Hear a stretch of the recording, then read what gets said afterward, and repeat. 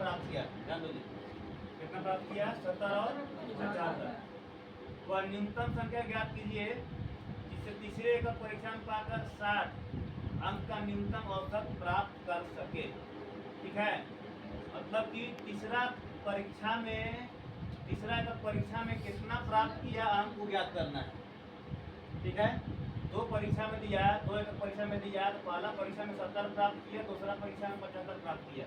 तीसरा एकक परीक्षा में कितना अंक प्राप्त किया या कितना अंक प्राप्त करे कि उसका औसत 60 हो जाए, न्यूनतम 60। न्यूनतम 60 मतलब 60 या 60 से ज्यादा, 60 या 60 से ज्यादा अधिक।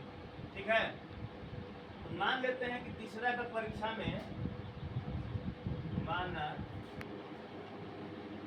तीसरी एकक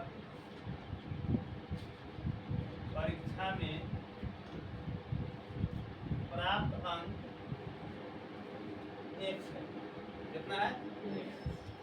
पहला परीक्षा में 70 लाया, दूसरा परीक्षा में 75 लाया, तीसरा मान लेते हैं x। तो क्या बोल रहा है? तीनों का औसत है, तीनों अंकों का औसत कितना बोल रहा है? न्यूनतम 60। कहने का मतलब यह है कि तीनों अंकों का औसत कितना होगा? पहली अंक कितना है? 70 है, दूसरी अंक कितना है? 75 है, और तीसरी अंक कितना माने? तीसरी कितना माने हैं? औसत किसे निकलता है? तीनों अंकों का योग बटा में 3 होगा। जितना अंक है तीनों अंकों को जोड़ दिए और 3 से क्या करते हैं? भाग करते हैं, औसत इसी से निकाला जाता है ना। है, तीनों अंकों का औसत बोल रहा है, पहला अंक 70, दूसरा अंक 75, तीसरा अंक माने है 1। तीनों अंकों का औसत कितना बोल रहा है?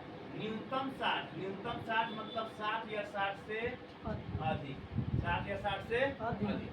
ठीक है, यानी कि x अंक अगर हम प्राप्त कर लेते हैं तो हमारा तीनों का औसत कम से कम 60 आएगा, या 60 या 60 से ज्यादा आएगा, ये ना। इस x को हम फाइंड कर लेते हैं, कितना जाएगा? ये 145 आएगा। x 3 चल जाएगा इधर गुना में, कितना हो जाएगा? 180 हो जाएगा। 180 माइनस 145 हो जाएगा। ये कितना बचेगा? 10 में 5 के 5, 7 में से आ गया 3, 35। ठीक है, अर्थात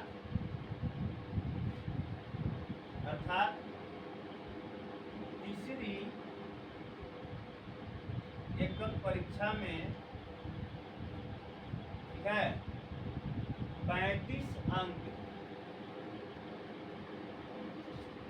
पाना होगा। कितना लाना होगा? कितना चाहिए उसको? कितना चाहिए तीसरी में? 35 अंक आएगा और के तब जाकर तीनों का औसत जो है 60 या 60 से ज्यादा होगा। ठीक है ना, यही हम पूछ रहा था, ये आंसर। ठीक है।